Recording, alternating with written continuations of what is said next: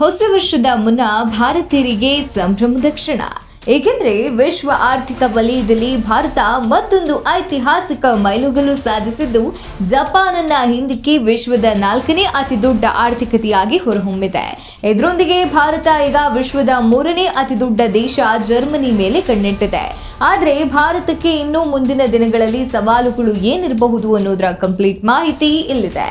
ಅಂದಹಾಗೆ ಸರ್ಕಾರದ ವರ್ಷದ ಕೊನೆಯ ಆರ್ಥಿಕ ಪರಿಶೀಲನೆ ಪ್ರಕಾರ ಭಾರತದ ಒಟ್ಟು ದೇಶೀಯ ಉತ್ಪನ್ನ $4.18 ಟ್ರಿಲಿಯನ್ ತಲುಪಿದೆ.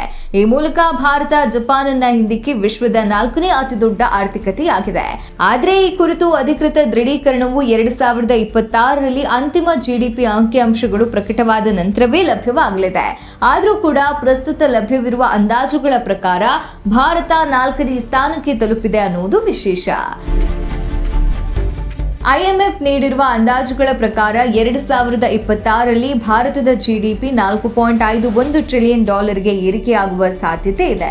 ಅದೇ ಅವಧಿಯಲ್ಲಿ ಜಪಾನ್ನ ಜಿಡಿಪಿ $4.46 ಟ್ರಿಲಿಯನ್ ಆಗಿರಲಿದೆ ಅಂತ ಊಹಿಸಲಾಗಿದೆ. ಈ ಅಂಕಿಅಂಶಗಳು ಭಾರತವು ಜಪಾನನ್ನ ಸ್ಪಷ್ಟವಾಗಿ ಮೀರಿಸುವುದನ್ನು ಸೂಚಿಸುತ್ತೆ. ಇದರೊಂದಿಗೆ ಅಮೆರಿಕದ ಟ್ಯಾರಿಫ್ ಯುದ್ಧ ಹಾಗೂ ಜಾಗತಿಕ ಆರ್ಥಿಕ ಮಂದಗತಿಯ ನಡುವೆ ಕೂಡ ಭಾರತ ವೇಗವಾಗಿ ಬೆಳೀತಾ ಇರುವ ಪ್ರಮುಖ ಆರ್ಥಿಕತೆಯಾಗಿ ಉಳಿದಿದೆ.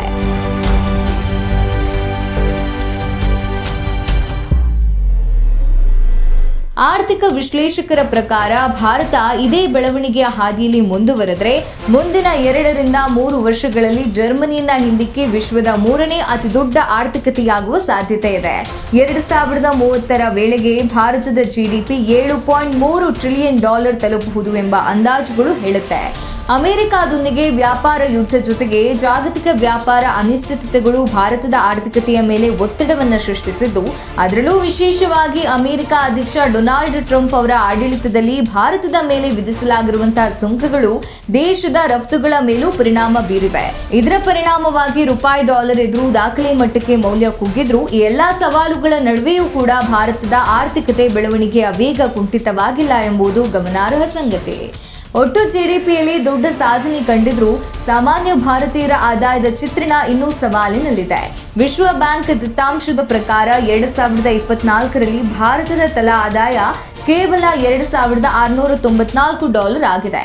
ಇದು ಜಪಾನ್ನ ತಲಾ ಆದಾಯಕ್ಕಿಂತ ಸುಮಾರು 12 ಪಟ್ಟು ಕಡಿಮೆ ಮತ್ತು ಜರ್ಮನಿಯ ತಲಾ ಆದಾಯಕ್ಕಿಂತ ಸುಮಾರು 20 ಪಟ್ಟು ಕಡಿಮೆ. ಇದರಿಂದ ಆರ್ಥಿಕ ಬೆಳವಣಿಗೆಯ ಲಾಭಗಳು ಇನ್ನೂ ಸಮಾನವಾಗಿ ಜನರಿಗೆ ತಲುಪಬೇಕಿರುವುದು ಸ್ಪಷ್ಟವಾಗುತ್ತೆ.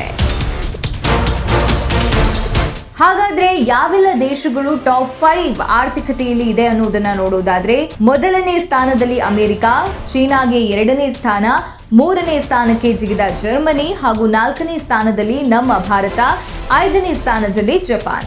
ಒಟ್ನಲ್ಲಿ ಭಾರತ ಈಗಾಗಲೇ 2022ರಲ್ಲಿ ಬ್ರಿಟನ್ ಅನ್ನ ಹಿಂದಿಕ್ಕಿ ವಿಶ್ವದ 5ನೇ ಅತಿ ದೊಡ್ಡ ಆರ್ಥಿಕತೆಯಾಗಿತ್ತು. ಈಗ 4ನೇ ಸ್ಥಾನಕ್ಕೆ ಏರಿರುವುದು ದೇಶದ ಆರ್ಥಿಕತೆಯ ಮತ್ತೊಂದು ಮಹತ್ವದ ಹಂತ. ಹಾಗಾಗಿ ಮುಂಬರುವ ವರ್ಷಗಳಲ್ಲಿ ಉದ್ಯೋಗ ಸೃಷ್ಟಿ ಮತ್ತು ತಲಾದಾಯ ಹೆಚ್ಚಿಸುವತ್ತ ಗಮನ ಹರಿಸಿದ್ರೆ ಭಾರತದ ಆರ್ಥಿಕ ಶಕ್ತಿ ಇನ್ನಷ್ಟು ಬಲವಾಗಲಿದೆ.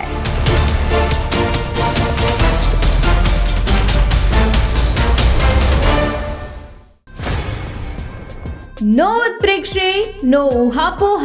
ತಾಜಾ ಸುದ್ದಿ ನಿಖರ ಮಾಹಿತಿಗೆ ಬ್ರೌಸ್ ಮಾಡಿ vijayvani.net. QR ಕೋಡ್ ಸ್ಕ್ಯಾನ್ ಮಾಡಿ ಆಪ್ ಡೌನ್ಲೋಡ್ ಮಾಡಿಕೊಳ್ಳಿ.